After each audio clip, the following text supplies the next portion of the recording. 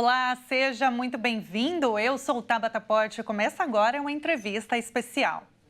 Nesse programa, nós vamos falar sobre um dado alarmante. 80% dos homens ainda têm vergonha de ir ao médico para resolver problemas de saúde, que muitas vezes são simples de tratar. E essa atitude resulta em complicações que poderiam ser evitadas. Eu convido agora um médico urologista, doutor Tiago Taglieri, para falar sobre esse assunto e quais são os riscos dessa atitude. Olá, doutor, seja muito bem-vindo. Olá, Tabata. Obrigado pelo convite. É um prazer estar aqui com vocês. Prazer é todo nosso, doutor. Olha, em pleno 2024, né, a gente ainda tem homens e como o dado mostra, né, 80% dos homens ainda têm vergonha de buscar ajuda médica, né, fazer uma consulta de rotina. Só que isso traz inúmeros riscos, né, para a saúde dos homens. Explica pra gente, doutor, quais são então esses riscos? Bom, vamos lá, né? Em primeiro lugar, um dado importante que eu gosto hoje de pontuar que existem dois tipos de medicina. Tem aquela medicina que é a preventiva, que é aquela que você faz uma busca ativa, né? Você vai atrás dos seus problemas. Antes de ele se tornar mais grave, você já tenta resolver. E tem aquela medicina de tratamento. Eu gosto de dizer que as mulheres, elas fazem muita medicina preventiva. Procura o ginecologista, vai, né, faz visitas anuais com ela, tira suas dúvidas, qualquer problema já marca com outra especialidade, diferente do homem, que ele vai na hora que tem um problema. Isso tem impacto em muitos aspectos. Primeiro, né, mulher vive mais do que homem. Isso, só disso já dá para ver como que é importante fazer essa medicina preventiva. Segundo, quando você vai no médico porque você está sentindo alguma coisa, geralmente você já perdeu o timing, muitas vezes, ou de controle de uma doença, ou vai ter algumas consequências que vão ser irreversíveis, e isso pode tornar o tratamento, mesmo que factível, muito difícil. E dentro do ambiente, né, falando da saúde do homem, de um modo geral, falando principalmente do homem mais velho, né, que geralmente é um homem que procura o médico urologista, isso tem algumas consequências. Primeiro, né, acho que todo mundo fala do câncer de próstata. Câncer de próstata é a doença que mais mata o homem depois de doenças cardiovasculares. E tem uma característica muito importante. Quando você faz o diagnóstico precoce, a taxa de cura é muito alta. E quando você faz o diagnóstico já com sintomas, a taxa de cura cai muito. Isso, isso reforça esse dado estatístico de que é a doença que mais mata o homem, né? Outras coisas, pode ter alteração urinária, que teoricamente deveria procurar um médico. Acordar à noite fazer xixi, jato fraco, isso pode ser problemas da próstata que tem que ser tratados. Provavelmente não vai matar ele isso, mas vai trazer uma qualidade de vida muito ruim.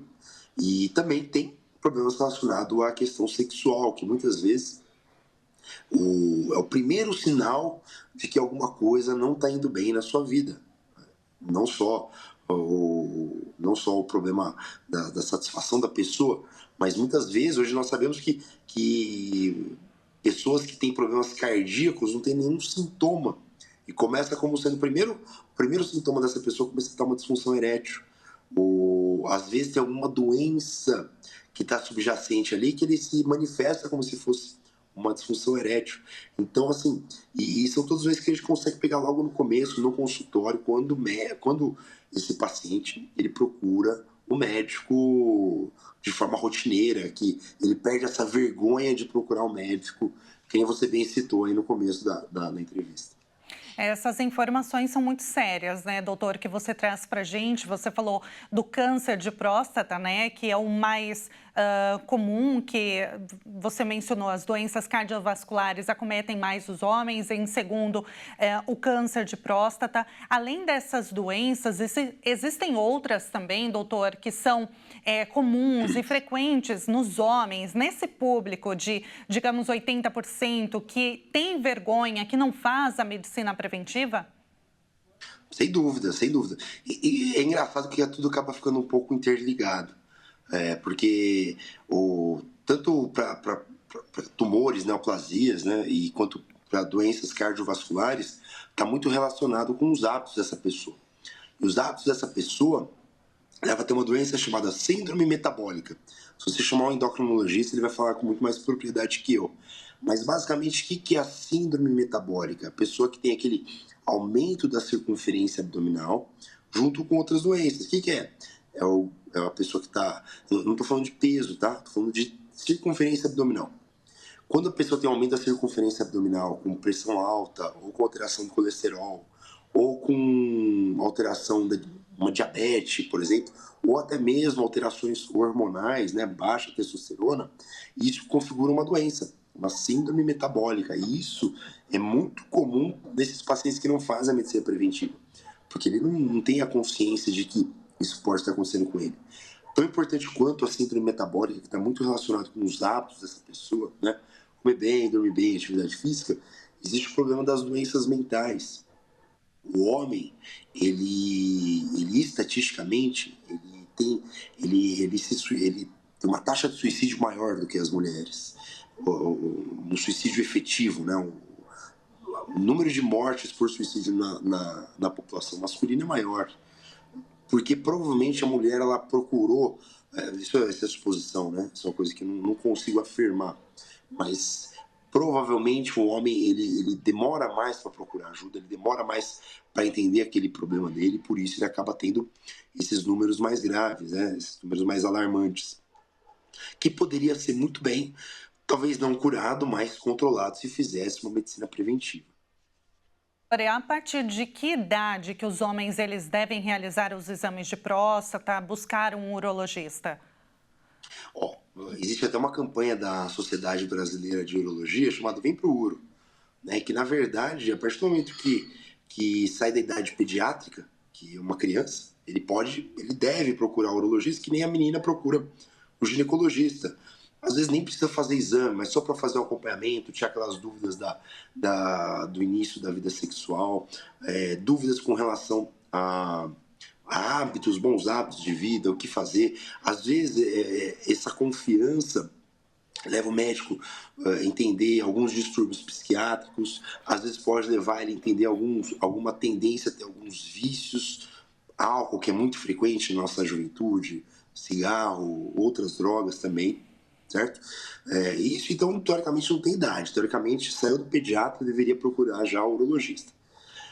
Com relação à próstata, a sociedade fala que a partir dos 50 anos de idade, você tem que fazer o rastreio do câncer de próstata. Isso para a população geral. Se você tiver algum fator de risco, como eu falei, obesidade, algum familiar que teve um tumor de próstata, esse número diminui, 45, 40 anos, dá a depender, cada caso é um caso. Né? Cada caso é um caso. Se a pessoa tiver sintoma, qualquer sintoma, urinário, qualquer coisa, ardência, acordar à noite para ir no banheiro, fazer força para fazer xixi, tem que procurar um médico, né, assim que tiver sintomas. Não vai esperar dar os 50 anos para procurar, porque às vezes é uma coisa que consegue resolver com facilidade. Com certeza. Agora, sobre os exames, doutora, eles são simples, porque assim, o que a gente vê, né, pelos dados, até conversando com os homens mesmo, na família, amigos, a gente percebe que essa vergonha não tem, assim, muita razão de ser, né, doutor? Não. Chega, muitas vezes, ser falta de informação, essa vergonha que eles sentem. Por que eles sentem tanto medo? Os exames, eles são simples?